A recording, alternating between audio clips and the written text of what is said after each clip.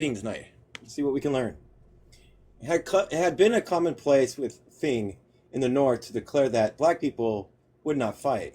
Even black men's friends were skeptical about the possibility of using him as a soldier. And far from its being to the credit of black men or any men that they did not want to kill, the ability and willingness to take human life has always been, even in the minds of liberal men, and proof of manhood. A proof of manhood. It took in many respects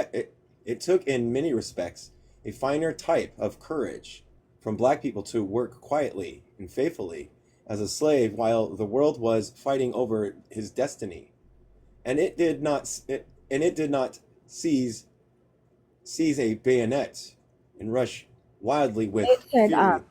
you had a little What? trouble with that. It said fighting over his destiny. Then it did to seize a bayonet. That's what I said.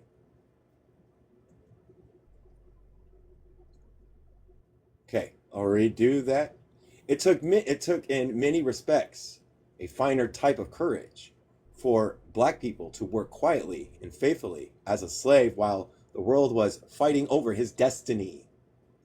Than it did to seize a bayonet and rush wildly with fury and inflamed with drink and plunged it into the bowels of the stranger. Yet this was the proof of manhood required of black people. He might plead his case with the tongue of Frederick Douglass and the nation listening almost unmoved. He might labor for the nation's wealth, and the nation took the result without thanks, and handed him as near nothing in return as would keep him alive. He was called a coward and a fool when he protected the women and children of his masters. But when he rose and fought and killed the and the whole nation with one voice proclaimed him a man, a brother. Nothing else made emancipation possible in the United States. Nothing else made black citizenship conceivable but the record of the black soldiers as a fighter. The military aid of black people began as laborers and as spies. A soldier said, "This war has been full of records of black agency in our behalf. Black guides have plotted our forces. Black sympathy cared for our prisoners escaping from the enemy. Black hands have made for us naval captures. Black spies brought us valuable information. Black people of the South have been in sympathy with us from the beginning and have always hailed the approach of our flag with the wildest demonstrations of joy. All through the war and after, black people were indispensable as informers, as well as is well known. Southern papers had noticed of the work of black spies. In Richmond, a white woman with dispatches for the Confederate Army was arrested in 1863, and information given by a black person. At the Battle of Manassas, did I get that right? Manassas? Are you Sorry. there? Yeah, you certainly did get that one right. I was proud of you because I was accidentally saying it wrong in my head on purpose because I was kind of giggling at it, but the spelling. But you said it right.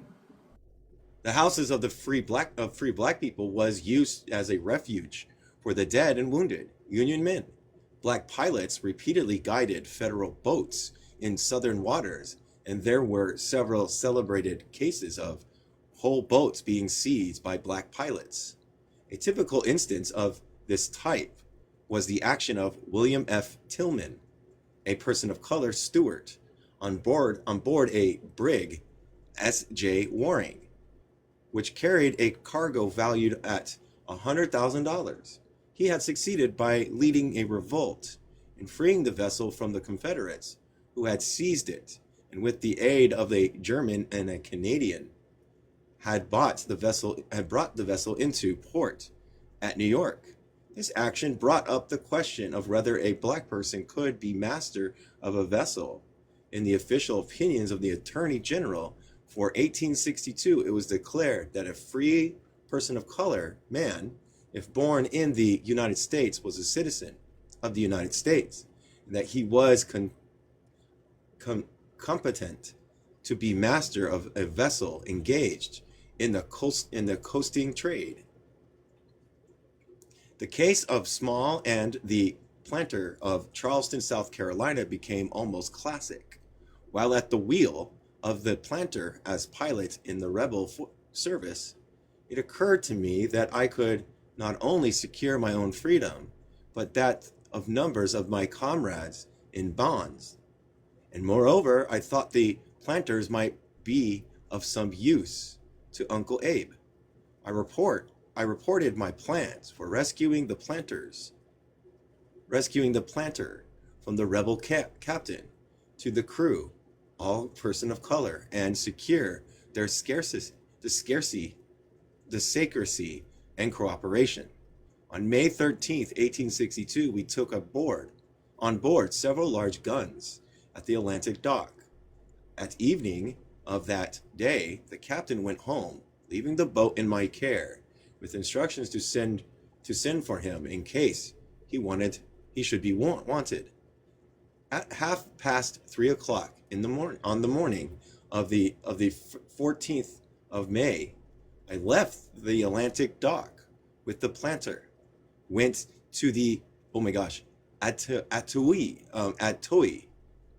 Atoa, took on board my family It and sounds more several. like Atui. I didn't get it right the first time. Okay, sorry. My family and several other families then proceeded down Charleston River slowly. When opposite Fort Sumter at 4 a.m., I gave the signal which was answered from the fort, thereby giving permission to pass, and then made speed for the blockade fleet. When entirely out of range of Sumter's guns, I hoisted a white flag and at 5 a.m. reached a U.S. blockading vessel commanded by Captain Nicholas, to whom I turned over the planter. That's the name of the ship, I'm thinking. All right. I'm glad you're 5 away. After Lincoln was assassinated, General Hancock appealed to black people for help in capturing his murderer. Our president has been murdered. He has fallen by the assassin, and without a moment's warning, simply and solely because he was your friend and the friend of our country. He had been unfaithful to you and to the great cause of human freedom. He might have lived. The pistol from which he met his death, though held by Booth, was held by the hands of treason and slavery. Think of this, and remember how long and how anxiously this good man labored to break your chains and make you happy. I now appeal to you, by every consideration which can move loyally and grateful hearts, to aid in discovering and arresting his murderer. This was issued on the 24th of April. On the next day, the cavalry and police force, having crossed the Potomac, received information from a person of color, a woman, that the fugitive had been seen there. They were followed towards Bowling Green, then towards Port Royal. There, a old person of color, a man, reported that 4 individuals, in company with the rebel captain, had crossed the river to Bowling Green. This information brought the police to Garrett's house, where Booth was found. Black military labor had been indispensable to the Union armies. Black people built most of the fortification and earthworks for General Grant in the front of Vicksburg.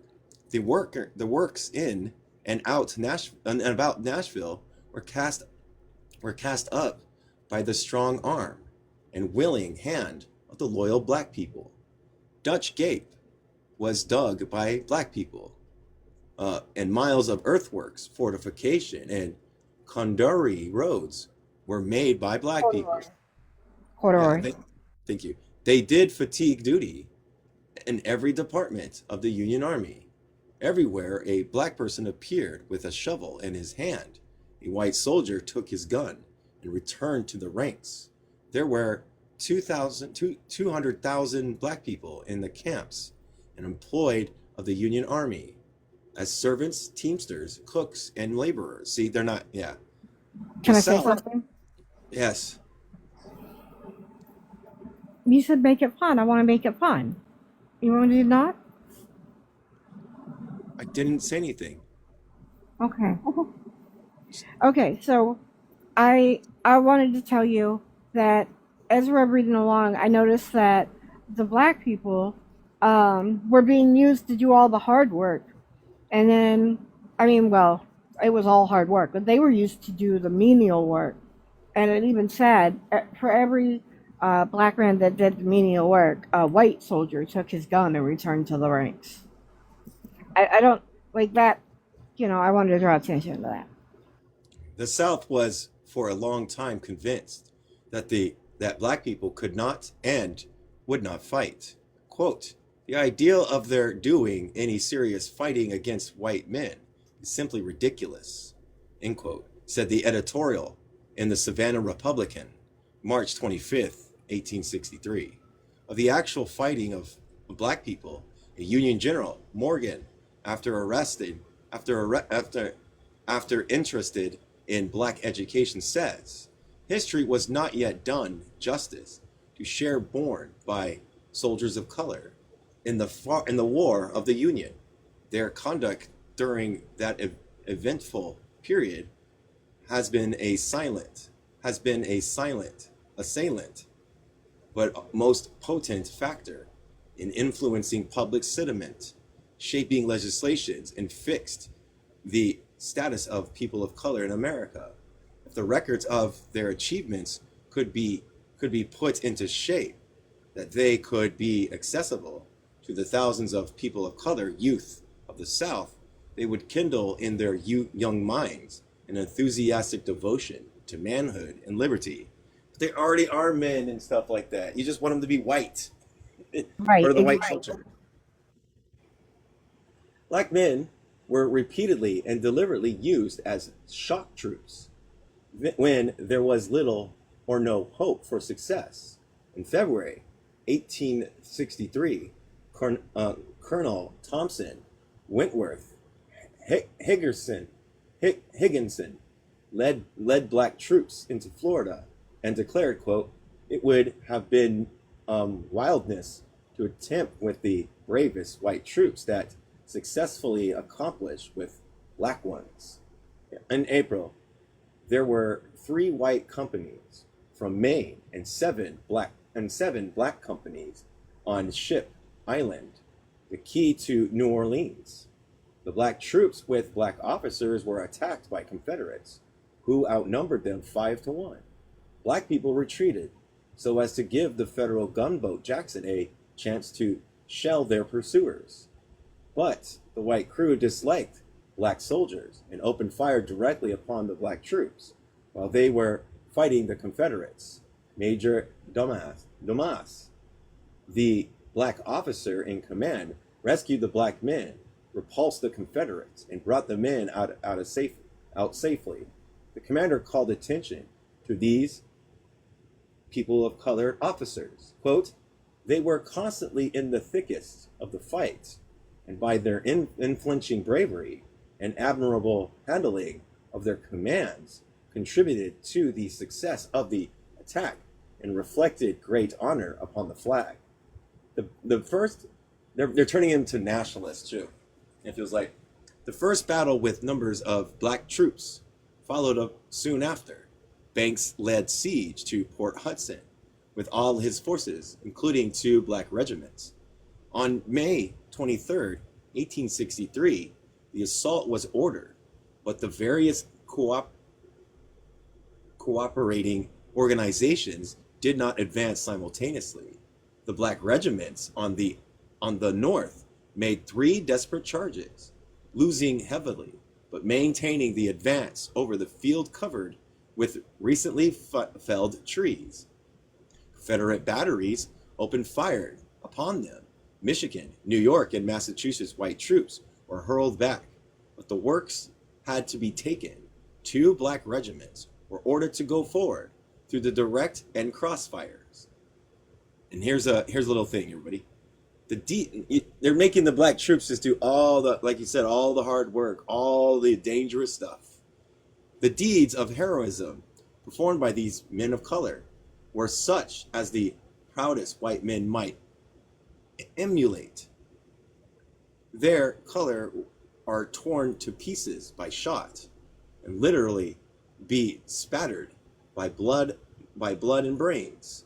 The sergeant of color, person of color, the sergeant of the 1st Louisiana, on being mortally wounded, hugged the color of his breast when a struggle ensued between two people of color corporals on each side of him as to who should have the honor of bearing the sacred standard.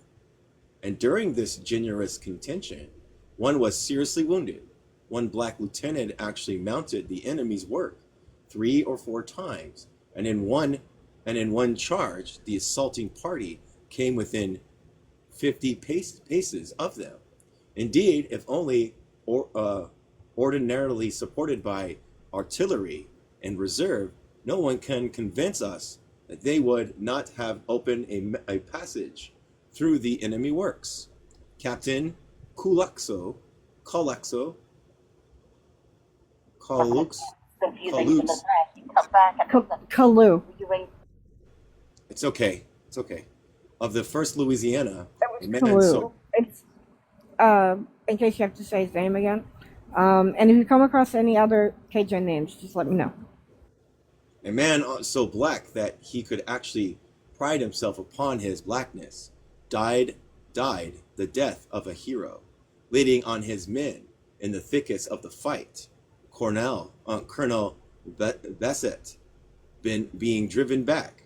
Colonel Fungaeus took his place, and his men being similarly cut to pieces. Lieutenant Colonel Bassett reformed and recommenced. And thus these brave people went on from morning until 3:30 p.m. under the most hideous carnage that men ever had to withstand. And that very few white ones would have had nerve to encounter, even if ordered to. During this time, they rallied and were ordered to make 6 distinct charges, losing 37 killed and 155 wounded and 116 missing. The majority of, if not all, of these being, in all probability, not lying dead on the glory field and without the rights of sepulture. I'm gonna look that word up.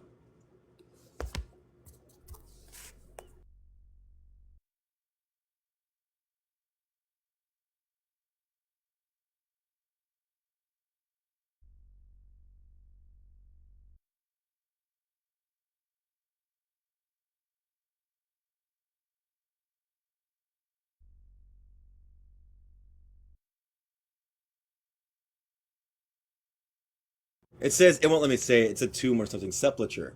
Oh, sepulcher. Sepulcher. Sepulcher. Yeah. For when by flag or of truce, our forces in other directions were permitted to reclaim their dead and benefit through some neglect was not extended to these black regiments. In June came the Battle of Milliken's Bend. Grant, in order to capture Vicksburg, had drawn all his troops from Milliken's Bend, except 3 black regiments, and a small force of white cavalry. This force was surprised by the Confederates, who drove the white cavalry to a very breastworks of the fort. Here, the Confederates rested, expecting to take the fortification in the morning. At 3 o'clock, they rushed over with drawn bayonets, but black people drove them out of the fort and held them until the gunboats came up. One officer describes the fight. Here's his description. We have Mr. Yusuf. Being the colonel was ready. Before the colonel was ready, the men were in line, ready for action. As before stated, the rebels drove our force towards the gunboats, taking men of color prisoners and murdering them. This so enraged them that they rallied and charged the enemy more heroically and desperately than has been recorded during the war. It was a genuine bayonet charge, a hand-to-hand fight that was never occurred to any extent during this prolonged conflict. Upon both sides, men were killed with the butt of muskets. White and black men were laying side by side, pierced by bayonets, and in some instances transfixed to the earth. In one instance, 2 men, one white and the other black, were found dead side by side, each having the other's bayonet through his body. If facts prove to be what they are now, represented, this engagement of Sunday morning will be recorded as the most desperate of this war. Broken limbs, broken heads, and mangling of bodies all prove that it was the contest between enraged men on the one side for hatred of a race, and on the other, desire for self-preservation, revenge for past grievances, and an inhumane murder of their comrades. On the month of July 1863 was memorable. General Meade had driven Lee from Gettysburg. Grant had captured Vicksburg. Banks had captured Port Hudson, and Glamore had begun his operations on Morris Island.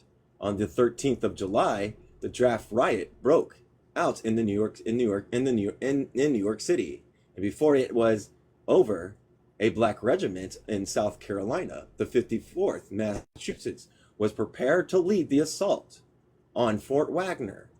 It was a desperate, impossible venture, which failed but can never be forgotten. The black 54th Massachusetts Regiment was to lead the assault. Wagner loomed black, grim, and silent. There was no glimmer of light. Nevertheless, in the fort, down below the level of the tide, and under roof made huge trunks of trees, lay 2,000 Confederate soldiers hidden. Our troops advanced towards the fort, while our mortars in the rear tossed bombs over their heads. Behind the 54th came 5 regiments from Connecticut, New York, New Hampshire, Pennsylvania, and Maine. The mass went quickly and silently in the night. Then, suddenly, the walls of the fort burst with the blinding sheets of vivid light. Shots, shells of iron, and bullets crushed through the dense masses of the attacking force. I shall never forget the terrible sound of that awful blast of death which swept down, battered or dead, thousands of our men. Not a shot had missed its aim. Every bolt of iron and lead tasted of human blood. The column wavered and recovered itself. They reached the ditch before the fort. They climbed on the ramparts and swarmed over the walls. It looked as though the fort was captured. Then there came another blinding blitz from concealed guns in the rear of the fort, and the men went down by scores. The rebels rallied and were reinforced by thousands of others who had landed on the beach in the darkness, unseen by the fleet. They hurled themselves upon the attacking force. The struggle was terrific.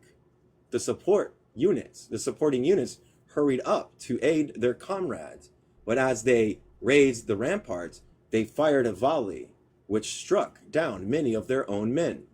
Our men rallied again, were forced back to the edge of the ditch. Colonel Shaw was scores of his black fighters went down struggling desperately.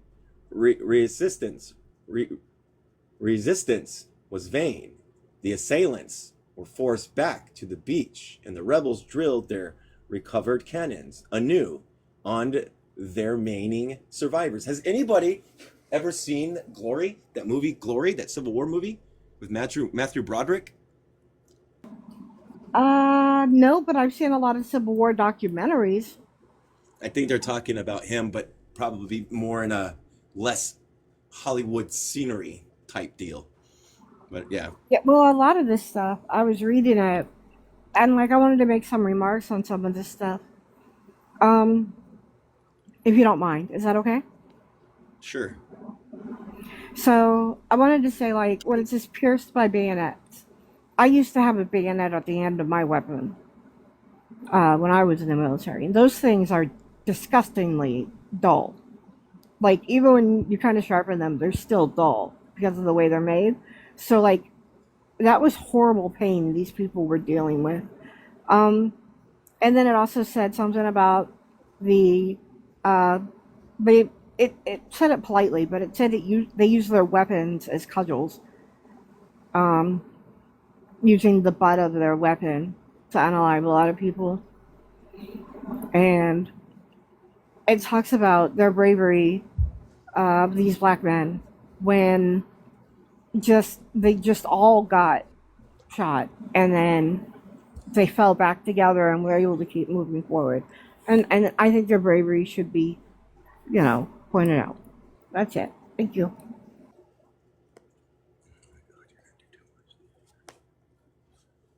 When a request was made by Colonel Shaw's body, a Confederate major said, "We have to bury him with his inwards." End quote. In December 1863, Morgan led black troops in the Battle of Nashville. He declared a new chapter in the history of liberty had been written. Quote, "It had been shown that marching under the flag of freedom, animated by a love of liberty, even the slave becomes a man and a hero." End quote. Between 8 and 10,000 black troops took part in the battle around Nashville, all of them from slave states. When General Thomas rode over the battlefield and saw the bodies of men of color side by side with the foremost of, oh my gosh, and every works of the enemy, he turned to his staff saying, quote, "Gentlemen, the question is settled. Black people will fight," end quote. How extraordinary, and what a tribute to ignorance and religious hypocrisy is the fact that in the minds of most people, even those of liberals, only murder makes men. The slave pleaded. He was humbled. He protected the women of the South, and the world ignored him. The slave killed white men, and behold, he was a man. The New York Times said conservatively in 1863, black soldiers have now been a battle at Port Hudson and at McKillen's Bend in Louisiana, at Helena in Arkansas, at Morris Island in South Carolina, and at or near Fort Gibson and the indigenous territory. In two of these instances, they assaulted, fortified, positioned, and led the assault. In two, they fought on the defensive, and in one, they attacked rebel infantry. In all of them, they acted in conjunction with white troops and under command of white officers. In some instances, they attacked with distinguished bravery, and in all, they acted as well as could be expected of raw troops. Even the New York Herald wrote in May 1864, "The conduct of the people of color troops, black troops, by the way in the action of the last few days is described as superb. An Ohio soldier said to me today, quote, I've never saw men fight with such desperate gallantry as those black people did. They advanced as grim and stern as death, and when within reach of the enemy, struck them with struck them with pitiless vigor that was almost fearful, end quote. Another soldier said to me, quote, these black people never shrink nor hold back, no matter what the order, through scorching heat and pelting storms. If the order comes, they march with prompt, ready feet, end quote. Such praise is great praise, and it is deserved. And there was a significant dispatch in the New York Tribune, July 26th. And speaking of the soldierly qualities of men of color and black troops, I do not refer especially to their noble action in the per, per, perilous Para- edge, I got it, of the battle, that it settled down to their docility and their patience of labor and suffering in the camps and on the march. Grant was made lieutenant general in 1864 and began to recognize the armies. He, when he came east, Reorganized. when he came east, when he came east to found, he found that that few black troops had been used in Virginia. He therefore transferred nearly 20,000 black people from the Southern and Western armies to the Army of Virginia.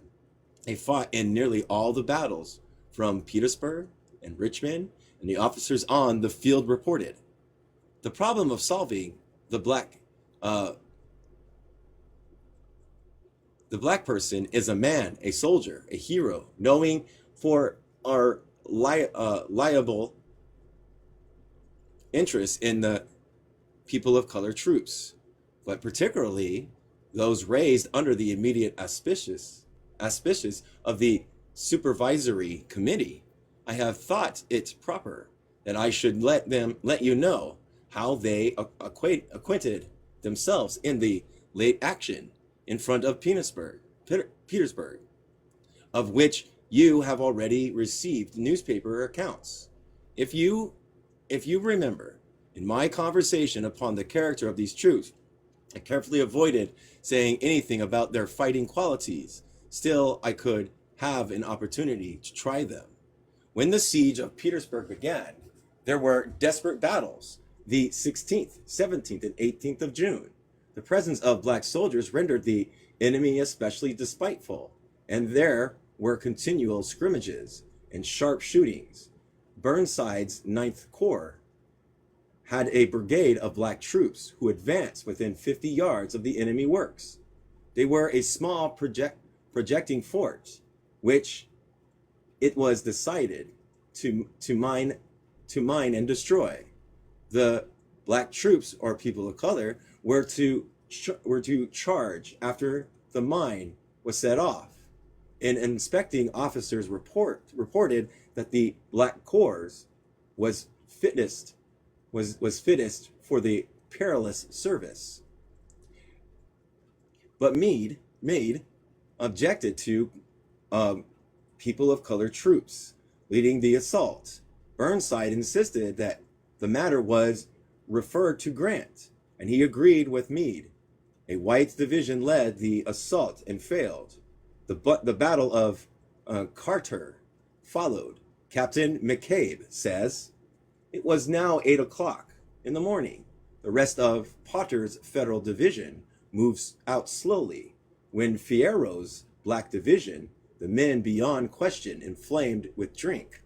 There were many officers and men among myself among the numbers, who will testify of this, burst from the advanced lines, cheering vehemently, passed at the double quick, over a crest under a heavy fire, and rushed with secretly and cheek over the heads of the white troops in the crater, spread to their right, and captured more than 200 prisoners in one stand of person of color, I think. No, colors right there means the flags. Thank you. General Grant afterwards said General Burnside wanted to put his people of color troops in front. I believe if he had done so, it would have been a success. The following spring, April 3rd, the federal troops entered Richmond. Weitzel was leading with a black regiment in his command, a long blue line with gun barrels gleaming and bands playing. Quote, John Brown's body lies a moldering in the grave, but his soul goes marching on, end quote. President Lincoln visited the city after the surrender of the Connecticut people of color troops, known as the 29th Regiment of People of Color. I had to switch this all around, everybody. Witnessed his entry. One member of his unit said, when the president landed, there was no carriage near, neither did he wait for one, but leading his son, they walked over a mile to General Walson's headquarters at Jeff Davis's mansion. A person of color, a man, acting as guide. What a spectacle. I never witnessed such rejoice in all my life. As a president passed along the streets, people of color waved their handkerchief, hats, and bayonets, and expressed their gratitude by shooting repeatedly. Quote, thank God for his goodness. We have seen his salvation, end quote. Hold up. I'm sorry. I'm trying to hit the mute button. I hit every button but the mute button. Hats and bonnets, and express their gratitude by shouting. Thank you. No wonder the tears came to his eyes when he looked at the poor people of color who were once slaves and heard their blessings uttered from thankful hearts and thanksgiving of God and Jesus.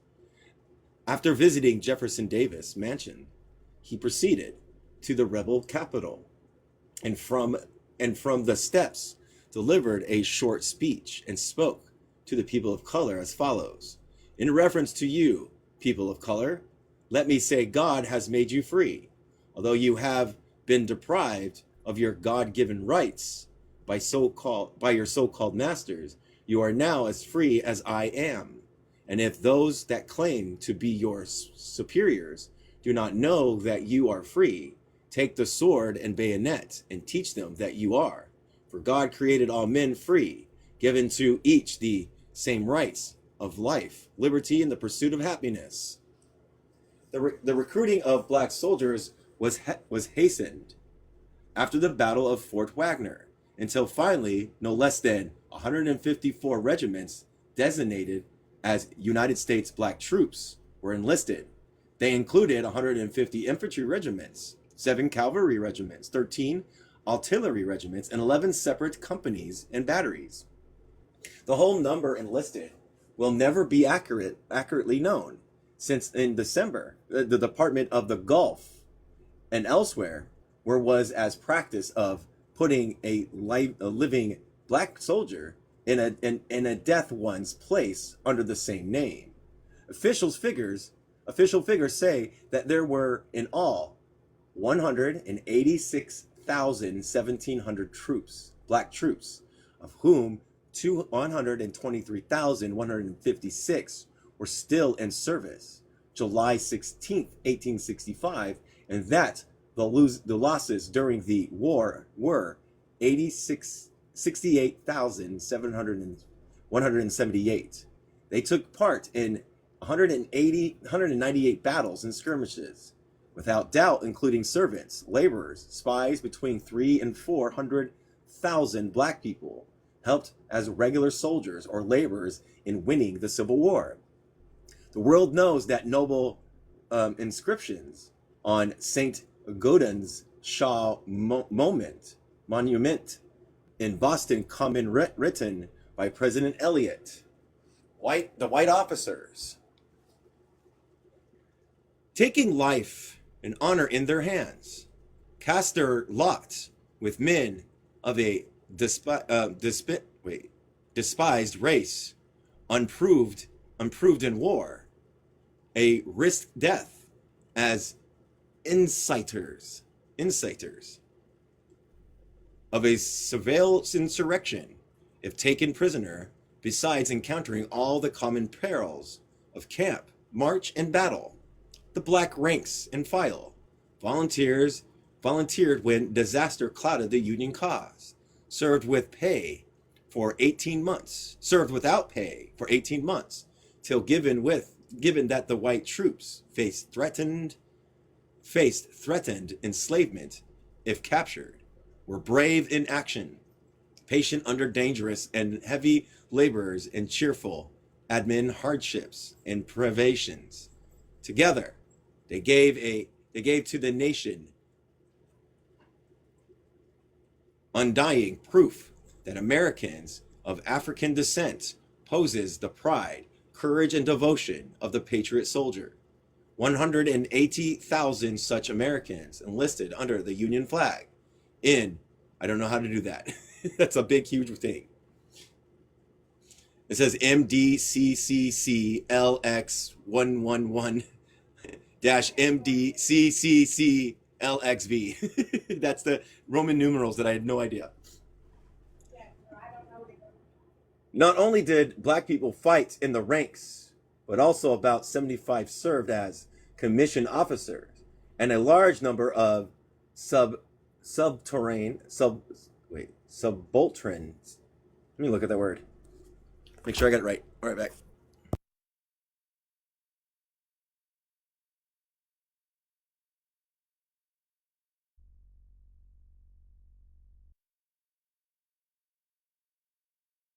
That's right, subalterns. Major F.E. Dumas, D-U-M-A-S, of Louisiana, was a free black person and the gentleman of education, ability, and property.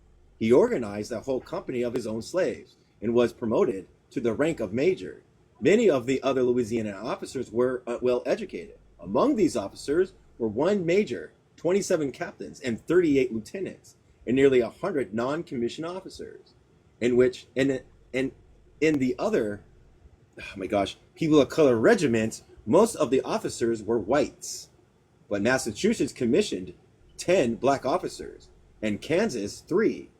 There were outside Louisiana 1 lieutenant colonel, 1 major, 2 captains, 2 surgeons, and 4 lieutenants, whose records are known. There were a number of biracial people who served as officers in white regiments. One was on the staff of a major general of volunteers. Medals of honors were bestowed by the United States government for heroic conduct on the field of battle upon 14 black people. The Confederates furiously denounced the arming of black people. The Savannah Republic called Hunter a cold-blooded abolition miscreant who, from his headquarters at Hilton Head, is engaged in executing the bloody and S-word behests of the global gorilla, who, from his throne of human bones at Washington, rules, reigns, and riots over the destinies of the brutish and degraded North. End quote. The officers on command of black troops were branded as outlaws. If captured, they were to be treated as common felons, to be killed by a black person whose by a black person was a shameful death, to be shot by an Irish and German from northern city slums was humiliating, but for masters to face armed bodies of their former slaves was inconceivable.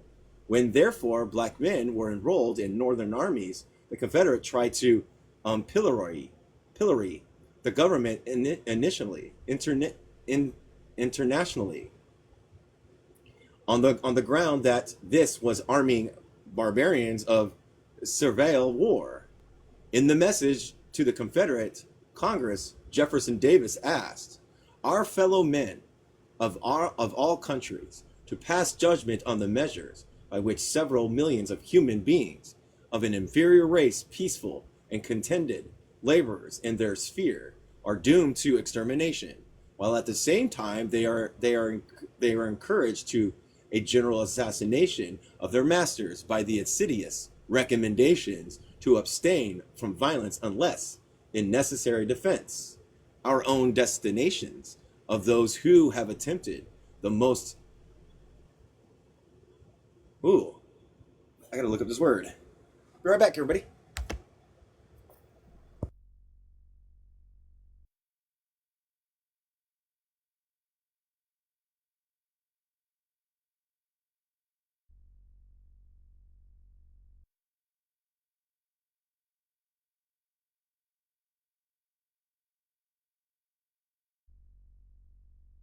Execrable measures recorded in the history of guilty men is tempered by profound contempt for the impotent range which is disclosed. So far as regards the action of this government on such criminals as many attempt to execution. I confine myself to inform you that I shall, unless in your wisdom you deem some other course expedient, deliver to the several states authorities all commissioned officers of the United States that may hereafter be captured by our forces in any of the states embraced in the proclamation, that they may be dealt with in accordance with the law of those states, providing for the punishment of criminals engaged in exciting servile insurrection. On December 1862, he issued a proclamation, quote, that all black slaves captured in arms be at once delivered over to the executive authorities of the respective states to which they belong, and to be dealt with accordingly to the laws of that said state, end quote, which of course meant death. The same month, the Confederate Congress passed resolutions confirming in the main the president's proclamation, ordering that commissioned officers commanded black troops be put to death by the Confederate government, while black people be turned over to the states. The fire of the Confederates was always concentrated upon black troops, and black people captured suffered indignities and cruelties. Frederick Douglass, who visited the White House in the president's carriage, quote, to take tea, end quote, appealed in behalf of his fellow black people. If they served in federal uniform, he said, that they should receive the treatment of prisoners of war. This treatment of black soldiers brought rebuke from Abraham Lincoln. But worse than that, it brought fearful retaliation upon the field of battle. The most troubled case of the Confederate cruelty was the massacre at Fort Pillow, when Major Booth refused to surrender the fort. The Confederate General Forrest gave a signal, and his troops made a fierce charge. In 10 minutes, they had swept in. Federal troops surrendered, but an indiscriminate massacre followed. The black troops were shot down in their tracks, pinioned to the ground with bayonets and sabers. Some were clubbed to death while dying of wounds. Others were made to get down upon their knees, in which conditions they were shot to death. Some were burned alive, having been fastened inside the building, while still others were nailed against the house, tortured, and then burned to a crisp. The dilemma of the South in the matter of black troops grew more perplexing. Black people made good soldiers, that the Northern experiment had proven beyond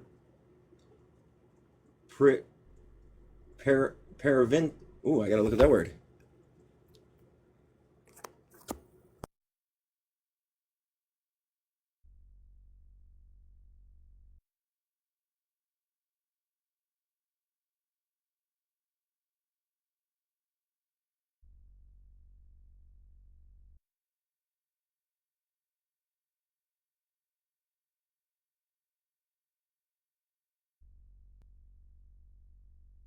So peradventured.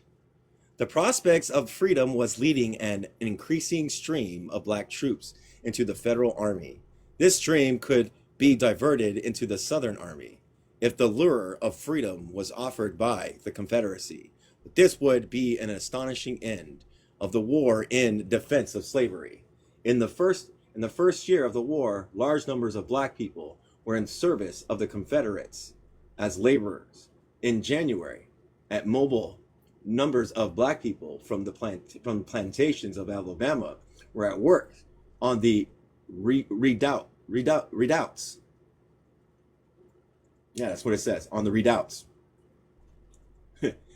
These were very substantially made, and the strengthening of sandbags and sheet iron. Elsewhere South, in the South, black people were employed in building fortifications as teamsters and helpers in army service. In 1862, the Florida legislature conferred authority upon the governor to impress slaves for military purposes, if so authorized by the Confederate government.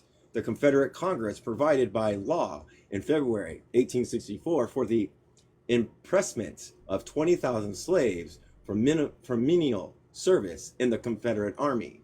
President Davis was so satisfied with their labor that he suggested in his annual message, November 1864, that this number should be increased to 40,000, with the promise of emancipation at the end of their service.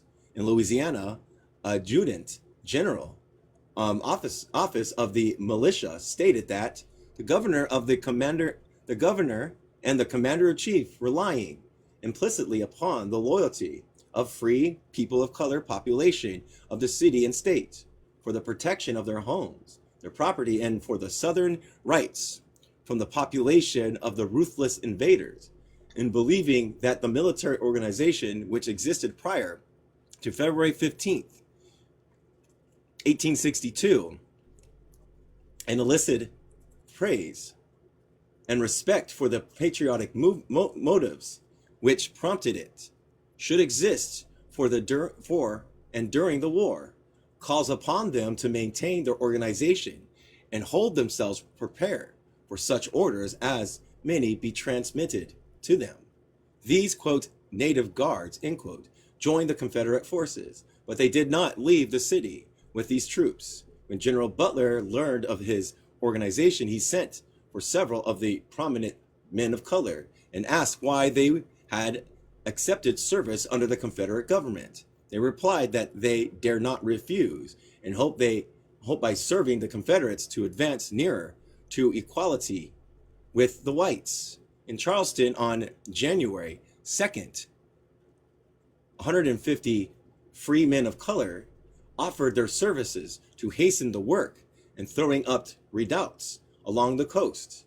At Nashville, Tennessee, April 1861, a company of free black people offered their service to the Confederates. And at Mississippi, a recruiting office was opened.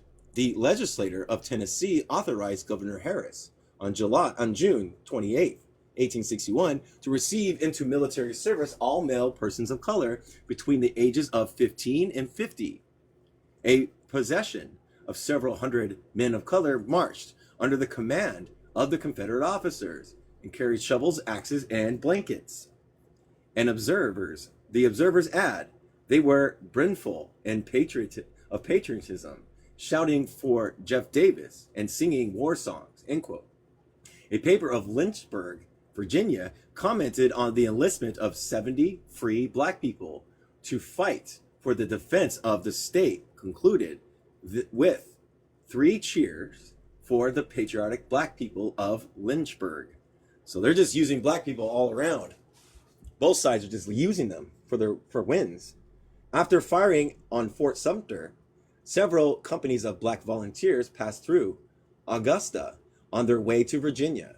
They consisted of 16 companies and volunteers and 1 black company from Nashville.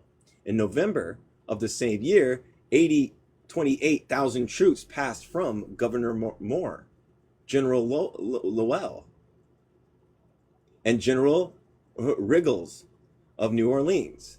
The line of march was over 7 miles, and 1 regiment comprised 1,400 free black men and people of color.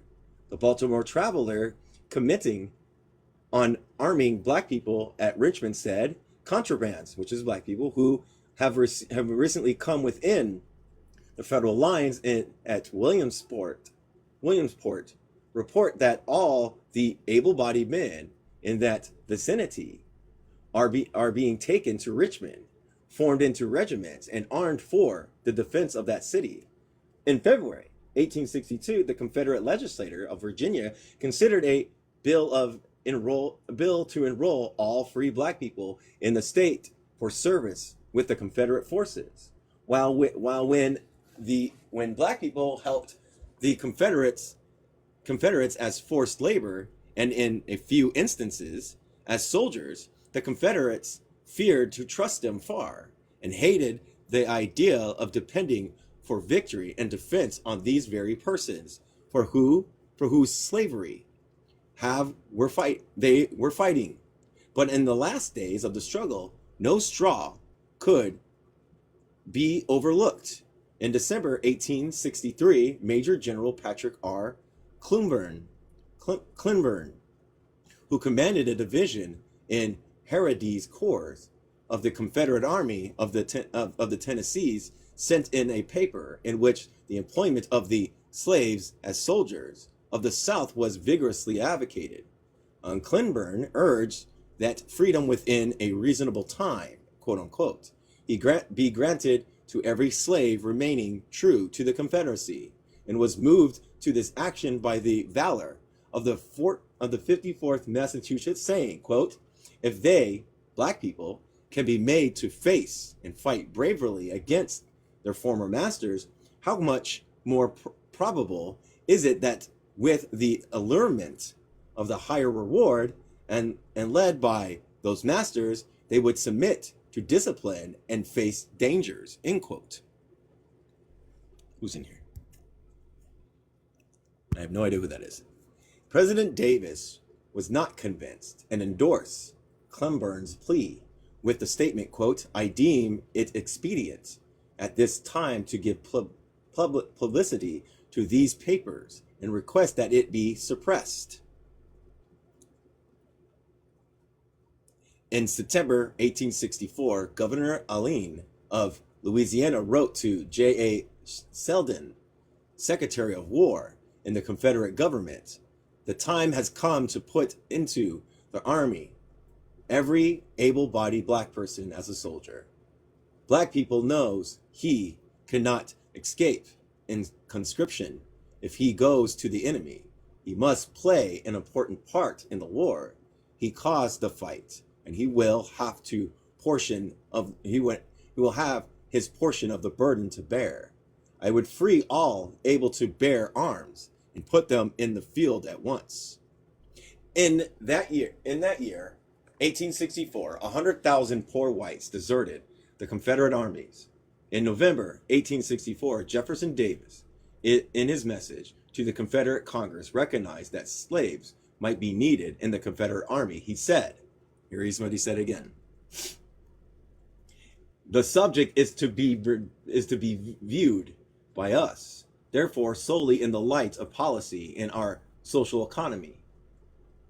When so regarded, it must dissent from those who advise a general levy, an army of slaves for the duty of soldiers, until our white population shall prove insufficient for the armies we require and can afford to keep the field to employ as the soldier.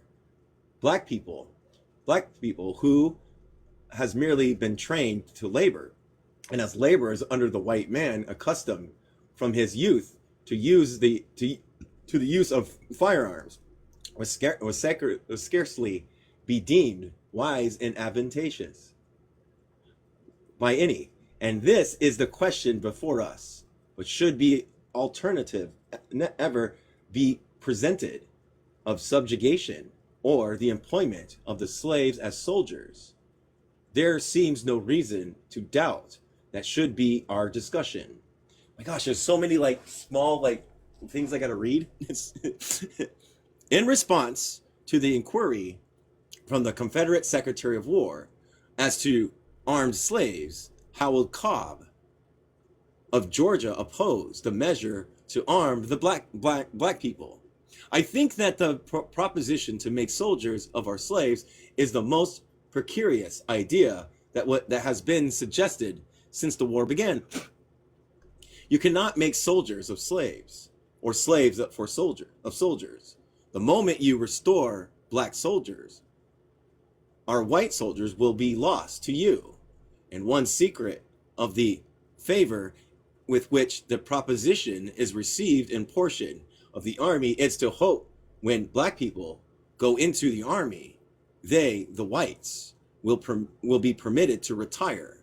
It is simply a proposition to fight the balance of the war with black troops. You can't keep white and black troops together, and you can't trust black people by themselves. Use all the black people you can get for all purpose for which they need them, but do not arm them. The day you make soldiers of them is the beginning of the end of the revolution. Oh my God. Jesus Christ. Fuck these Confederates in the North. Yeah. J.P. Benjamin, Secretary of State, on the other hand, had declared that the slaves would be made to fight against the South if the Southerners failed to arm them for their own defense. He advocated emancipation for such black soldiers at a large meeting in Richmond. Quote, "We have 680,000 black people capable of bearing arms and who ought now to be in the field. Let us now say to every black person who wishes to go into the ranks on conditions of being free, go and fight. You are free." In the letter to President Davis, another correspondent added, I would not make a soldier of black people if it could be helped, but we are reduced to this last resort." Sam Clayton of Georgia wrote, "The recruits should come from black people, nowhere else. We should away with pride of opinion, away with false pride, and promptly take hold of all means of God as placed without our reach to help us through this struggle, the war of the right of self-government. Some people say that black people will not fight. I say they will fight. They fought at Ocean Pond, Asti, Florida, Honey Hill, and other places. The enemy fights us with black people, and they will do very well to fight the Yankees." And then another one. In January 1865, General Lee sent a celebrated statement to Andrew Hunter. And here's what he said. Jesus. "We should not accept slaves to fight for prospective freedom when they can secure it at once by going to the enemy. In those service, they will incur no great risk than in ours. The reason that induced me to recommend the employment of black troops that all rendered the effect of the measures I have suggested upon slavery immaterial, and in my opinion, the best means of securing the efficiency and fidelity of this auxiliary force would be to accompany the measures with a digested plan of gradual and general emancipation, as that will be the result of a continuance of the war and will certainly occur if the enemy succeeds. It seems to me most advisable to do it at once and thereby obtain all the benefits that will occur to our cause." I don't like these guys. I don't like the North and they're all fucking bastards. This letter was discussed by the Confederates. On February 8th, Senator Brown of Mississippi introduced into the Confederate Congress a resolution which would have freed 200,000 black people and enrolled them in the army. This was voted down. Jefferson Davis, in a letter to John Foisty, February 1865, said that, quote, "All arguments as to the positive advantage or disadvantage of employing them are besides the question, which is simply one of relative advantage between having their fighting elements in our ranks and in those of the enemy." On February 11th, another bill to enroll 200,000 black soldiers was introduced, and for a while it looked as though it would pass. General Lee again wrote declaring the measure not only expedient, but necessary, and that, quote, under proper circumstances, black people will make efficient soldiers. The Richmond Whig of February 20th, 1865 declared. This is great. Hey, Gray. That the proposition to put black people in the army has gained rapidly of late a promise and promises in some form or other to be adopted. The enemy has taught us a lesson to which we ought not to shut our eyes. He has caused him to fight as well, if not better, than have his white troops of the same length of services. Jefferson Davis discusses the matter of the governor of Virginia and said that he had been in conference with the Secretary of War and the adjutant general. He declared that the aid of recruiting officers for the purpose of enlisting black people would be freely accepted. March 17th, it was said, quote, we shall have a black army. Letters are pouring into the departments from men of military skill and character, asking authority to raise companies, battalions, and regiments of black troops. Yes, the boys is a win, for sure. Thus, the recommendation for General Lee and Governor Smith of Virginia, and with the approval of President Davis, this is all Confederate, I think, at the act was passed by the Confederate Congress, March 13th, 1865, enrolling slaves as the Confederate Army. Each state was to furnish a quota of a total of 300,000, and preamble of the acts reads as follows. So both sides are trying to take the advantage of black people, and the Confederates are like, oh my gosh, the Northern Army, their black troops are this way. Oh my gosh, yeah. Yeah, exactly. An act to increase the military forces of the Confederate States. The Congress of the Confederate States of America so enact that in order to provide additional forces to repel invasion, maintain the rightful possession of the Confederate States, secure these independence, and preserve their institutions, the President be, and he is hereby authorized to ask for and accept from the owners of slaves the service of such number of able-bodied black men as he may deem expedient for and during the war to perform military service in whatever capacity he may direct. The language used implied that volunteers was to be rewarded by freedom. General Lee cooperated with the War Department and hastened the recruiting of black troops. Recruiting officers were appointed in nearly all southern states. Lieutenant John L.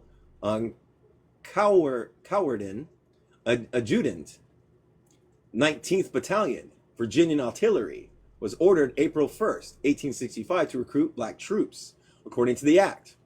On March 30th, 1865, Captain Edwards Bostick was ordered to raise 4 companies in South Carolina. Other officers were ordered to raise companies in Alabama, Florida, and Virginia. And here's a quote. We're doing quote heavy here. It was the opinion of President Davis on learning of the passage of the act that not so much was the accomplished as would have been if the act had been passed earlier, so that during the winter the slaves could have been drilled and more ready for the spring campaign of 1865. It was too late now. On April 9th, 1865, Lee surrendered. Black people well within the Confederate lines were not insensible of what was going on. People of color newspapers said, oh my gosh, this is a long one. Okay, no, it's not bad. It's just hard to read sometimes in small print, but I got it. Secret associations were at once organized in Richmond, which rapidly spread throughout Virginia, where the venerable patriarchs of the oppressed peoples prayerfully assembled together to deliberate upon the proposition of taking up arms in defense of the South. There was but one opinion as to the rebellion and its objects, but the question which puzzled them most was how were they to act, the part about to be assigned to them in this material drama. After the cordial interchange of opinions, it was decided that great enmity, and finally ratified by all the auxiliary associations, were everywhere that black men should remotely respond to the call of the rebel chiefs, everywhere in wherever it should be made, for them to take up arms. A question arose as to what position they would likely occupy in an engagement which occasioned no little solicitude, from which all minds were relieved by agreeing that if they were placed in front as soon as the battle began, black people were to raise a shout about Abraham Lincoln and the Union, and satisfy there would be plenty of support from the federal force. They were to turn like uncaged tigers upon the rebel hordes, should they be placed in the rear. It was also understood that as soon as firing began, they would charge ferociously upon the cavalry, which would place them between two firing lines, which would disastrously defeat the army of Lee, if not accomplish its entire annihilation. Do you notice they're utilizing them as cannon fodder, like each of them are, the North and the South? Yes, but this last part that we just read was from a black magazine talking about what the black people were talking about, and they were not going to be played like that. That's amazing. The effect of black soldiers in the North Army, there can be no doubt. John C. Underwood, resident of Virginia, of 20 years, said before the Committee on Reconstruction, I had a conversation with one of the leading men in that city, and he said to me that the enlistment of black troops by the United States was the turning point for the rebellion, that it was the heaviest blow they have ever received. He remarked that when black people deserted their masters and showed a general disposition to do so and join the forces of the United States, intelligent men everywhere saw that the matter was ended. I have often heard a similar expression of opinion of others, and I am satisfied that the origins of this bitterness towards black people is this belief among leading men that their weight thrown into the scale decided the contest against them. However the fact may be, I think that such a pretty well settled conclusion among leading rebels in Virginia. The Union general said, this is the Union general, the American Civil War of 1861 to 1865 marks an epoch, not only in the history of the United States, but in that of democracy and of civilization. Its issue was vitally affected and the course of human progress. To the students of history, it ranks along with the conquest of Alexander, and the incursions of the barbarians and the Crusades, and the discovery of America and the American Revolution. It settled the question of all national unity, with all the consequences attached hitherto. It exhibited it in a very striking manner, the power of the free people to preserve their form of government against its most dangerous foe, civil war. It not only enfranchised 4 million of American slaves of African descent, but made slavery forever impossible in the Great Republic and gave a new impulse to the cause of human freedom. It was not the abolitionists alone who freed the slaves. The abolitionists never had real majority of the people in the United States back then, back of them. Freedom for the slaves was the logical result of a wild attempt to wage war in the midst of 4 million black slaves, and trying while sublimely to ignore the interest of those slaves in the outcome of the fighting. Yet these slaves had enormous power in their hands. Simply by stopping work, they could threaten the Confederacy with starvation. By walking into the federal camps, they showed to doubting Northerners the ease possibility of using them as workers and as servants, as farmers and as spy, and finally, as fighting soldiers. And not only use them thus, but by the same gesture, depriving their enemies of their use in these and in just these fields. It was the fugitive slave who made the slaveholders face the alternative of surrendering to the North or to black people. It was this plain alternative that brought Lee's sudden surrender.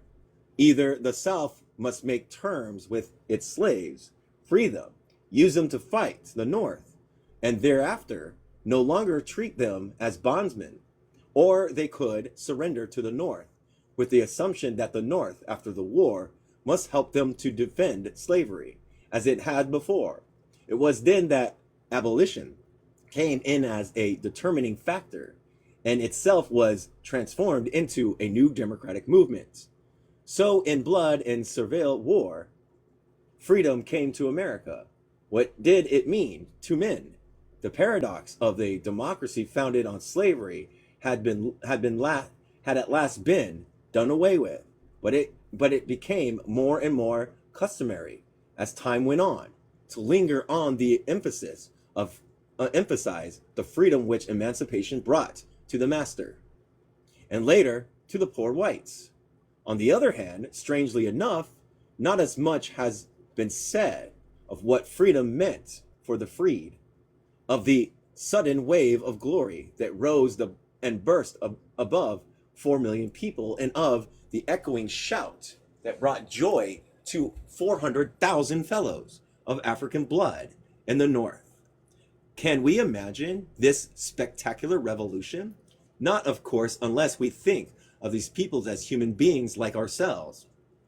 Not unless assuming this common humanity, where we conceive ourselves in the position there where we are chattels in real estates, and then suddenly in a night become quote thenceforward and forever free, end quote. Unless we can do this, there is, of course, no point in thinking of this central figure in emancipation.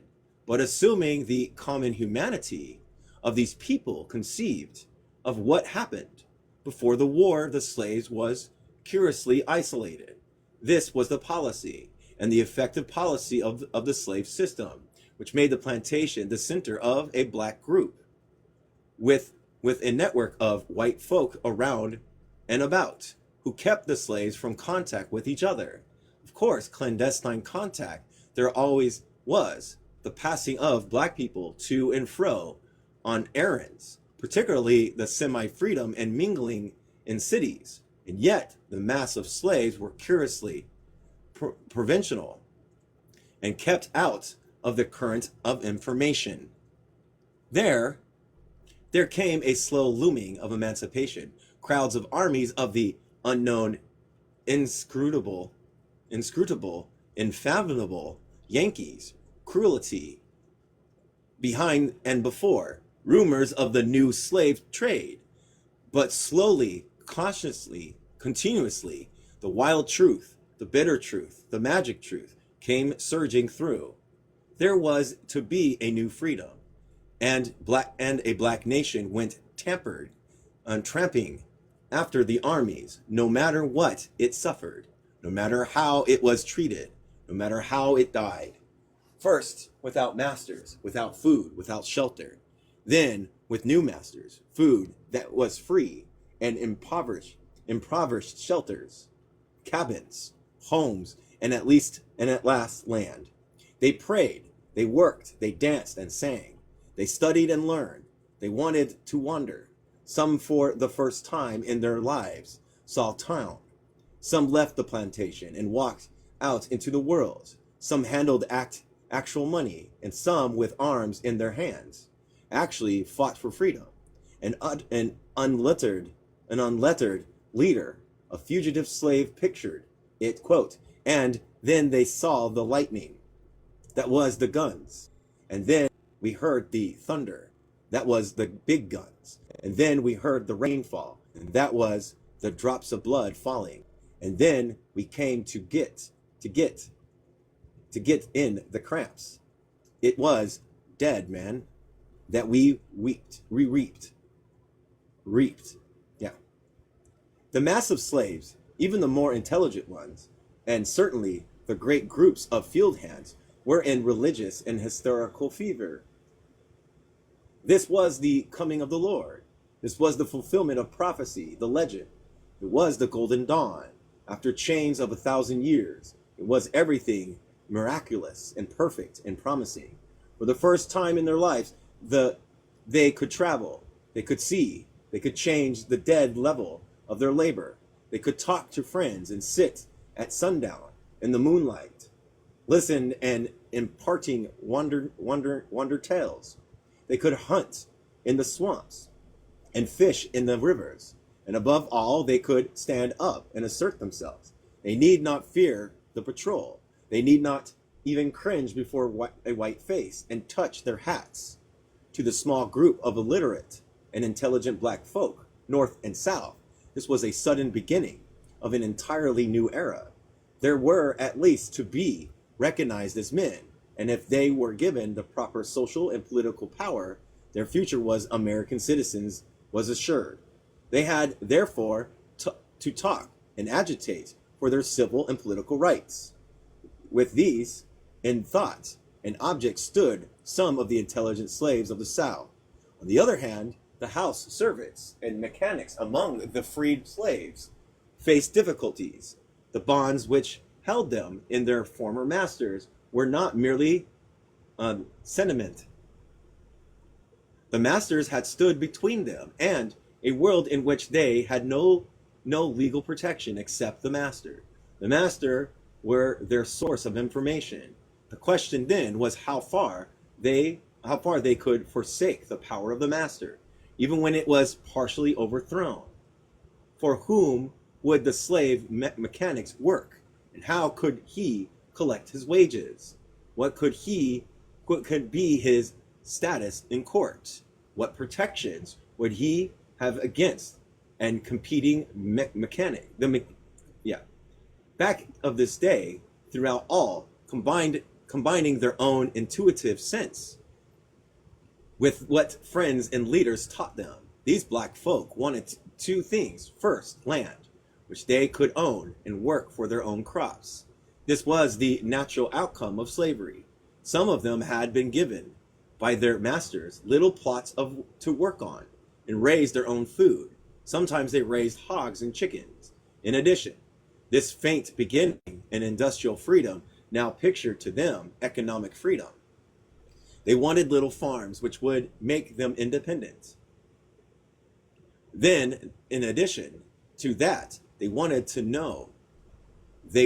be able to interpret the Kabbalistic letters and figures, which were the key to more. They were assumed with curiosity at the meanings of the world. First and foremost, just what was this that had recently happened about them? This upturning of the universe and revolution of the whole social fabric. And what was the relation to their own dimly remembered past of the Caribbeans and Africa, Virginia and Kentucky? They were consumed with desires for school, the uprising of the black man, and the pouring of himself into organized efforts of education in those years between 1861 and 1871. As one of the marvelous occurrences of the modern world, almost without a parallel in the history of civilization, the movement that was started was irresistible. It planted the free common school in a part of the nation and in a part of the world where it had never been known. It never been recognized before. Free then, with a desire for land and a frenzy for school, the black person lurched into the new day. Suppose on some gray day, as you plod down Wall Street, You should see God sitting on the treasury steps in his glory, with the thunders carved about him. Suppose on Michigan Avenue between the lakes and the hills of stone, and in the midst of hastening automobiles and jostling crowds, suddenly we see living and walking around and walking towards you, the Christ, sower and sunshine in his face. Foolish talk, all of this, you say? Of course. And that is because no American now believes in his religion. In fact, its facts were mere symbolisms. Its relevation, vague generalities. Its ethics, a matter of careful balance, gain. But to most of the 4 million black folk, emancipation by civil war, God was real. They knew him. They had met him personally in many of wild orgies and religious frenzies, or in black stillness of the night. His plan for them was clear. They were to suffer and be degraded, and then afterwards by divine edict, raised to manhood and power, and so on. January 1st, 1863, he made them free. Real quick, can everybody remember 163? Please. Okay, almost done. Okay, 163. We're almost done. Okay. It was all foolish, bizarre, and tawdry. Gangs of dirty black people howling and dancing. Poverty-stricken, ignorant laborers mistaking war, destruction, and revolution for the mysteries of a free human soul. And yet, to these black folk, it was the apocalypse, the magnificent triumph tones of Hebrew scriptures, transmuted and oddly changed, became a strange new gospel. All that was beauty, all that was love, all that was truth stood on the top of this wild mornings and sang with the stars. A great human sob shrieked in the wind and tossed his tears upon the sea. Free, free, free. There was joy in the South. It rose like perfume, like a prayer. Men stood quivering, slim dark girls, wild and beautiful, with wrinkled hair, wept silently. Young women, black, tawny, white and golden, lift shivering hands, and old and broken mothers, black and gray, raised great voices and shouted to God across the field and up the rocks and the mountains. The great song arose, the loveliest thing born this side of the sea. It was a new song. It did not come from Africa, though the dark throb and beat of that ancient of days was in it and through it. Did not come from white America, never from so pale and hard and thin a thing. Whoever deep these vulgar and surrounding tones had driven, not the Indies, nor the hot South and cold East or heavy West, made that music. It was a new song, and its deep and plaintive beauty, its great cadence and wild appeal, wailed, throbbing, and thunder on the world's ear with a message seldom voiced by man. It swelled and blossomed like incense, improvised and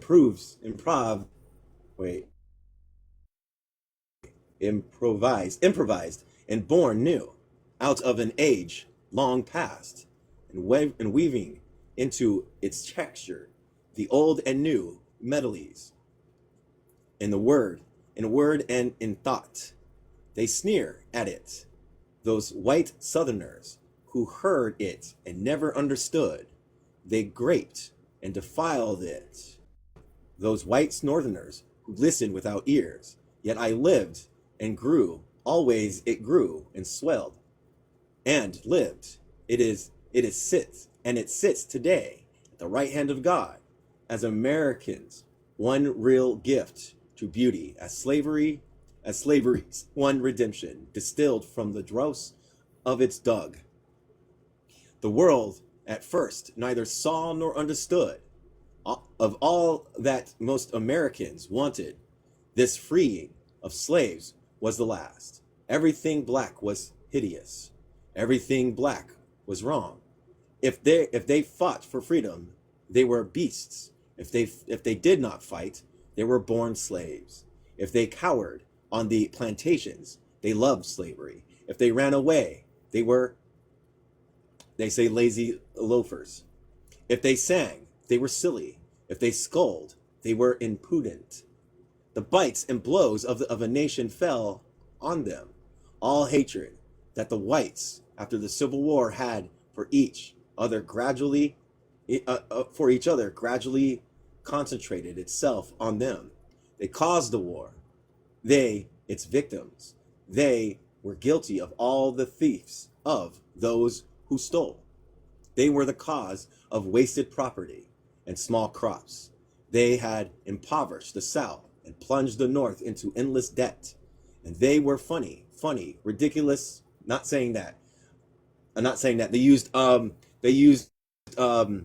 is a scientific word for, oh my gosh. They used animals that make noises that they compare to black people.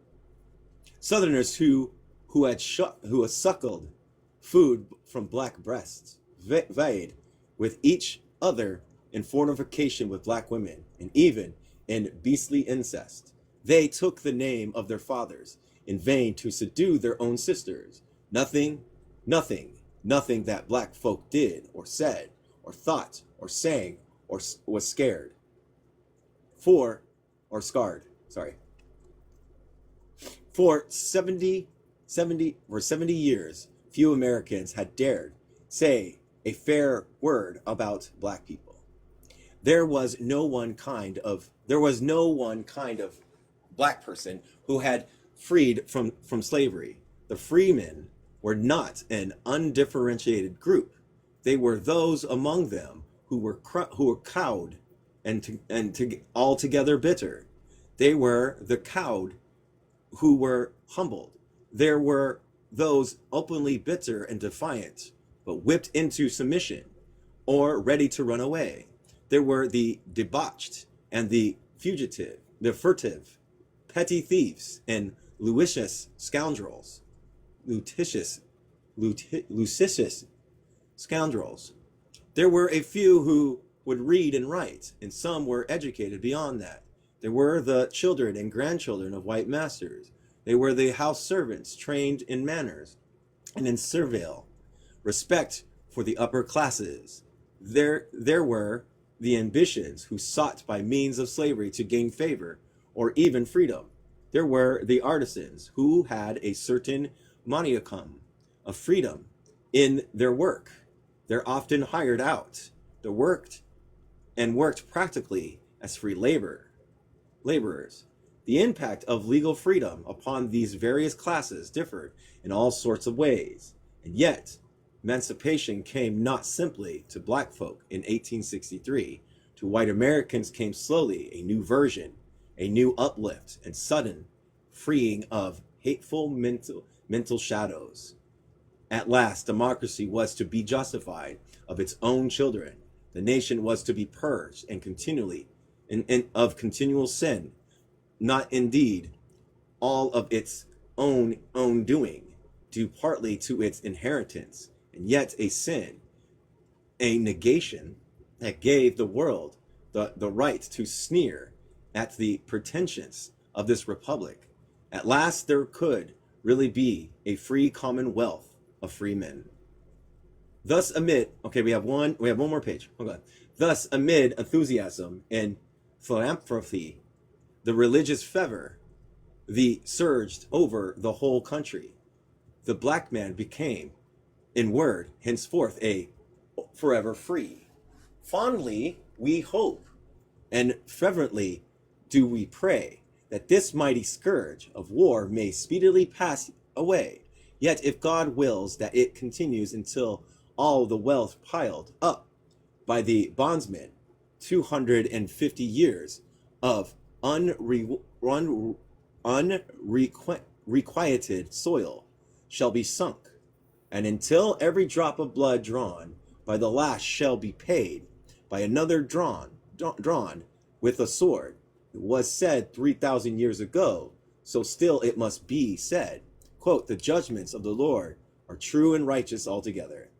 Thus spake Father Abraham. Quote, the imperial guerrilla of Washington, end quote, Lord of the armies, vaster than any the Caesars have ever saw, over the barnyard reeking with offal and lad and a land dripping with tears and blood. Suddenly there was reason in all this mad orgy. Suddenly the world knew why this blundering horror of civil war had to be. God had come to America, and the land, free drunk, fire drunk, howled the rhythm of joy. And that's a different language.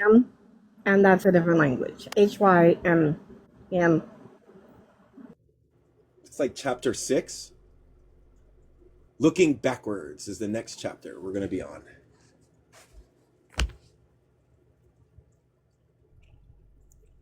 What you think?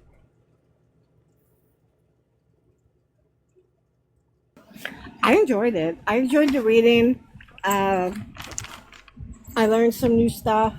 What'd you learn? New stuff. I learned some new stuff about the North and how badly the people were treated. When I studied the Civil War, kind of in depth, wasn't until I got to college, and then it was the history of the South up to 1864. So, like, I never heard the northern side of the history. So it was amazing he put both in. They just used them just in order to win the war. You know, that's all they used them for. And when they used them, they were cannon fodder and stuff. They were always in the front lines, or they thought they weren't. You're moving around a lot. There's something you're doing. I don't know what you're doing. Sorry. Yeah, but yeah, they just use them as cannon fodder. You know, black people freed themselves, and this is proof. What are you gonna say? Exactly. All right, let's see who this guy is real quick. Good, not coming up. Thank you. And who is this guy? Not coming up. All right, cool. All right. Well, let's see what's going to happen next. Oh, James. James, what you, or is it, how do you say your name? Jamarcus. Yeah, what did you want to come up for? I needed to tell you, we're gonna bomb the shit out of Iran. We're gonna do it. All right. All right, then. So, yeah, let's see what we learn now. Let's see what we're going to learn now. I don't know. It sounded like the end of the Civil War. You know what I mean? Right. That's what it sounds like. So it sounds like we're finally getting into the Reconstruction. It might be actually a little bit more time, it looks like. I don't know. We'll find out what happens in this chapter. Okay. Sounds good. So this is good stuff. This is like highly like good history and stuff, I think. So. Oh yeah, this could be used as a history college textbook easily. All right then. Well, I'll go ahead and close it out. Thank you for coming, everybody.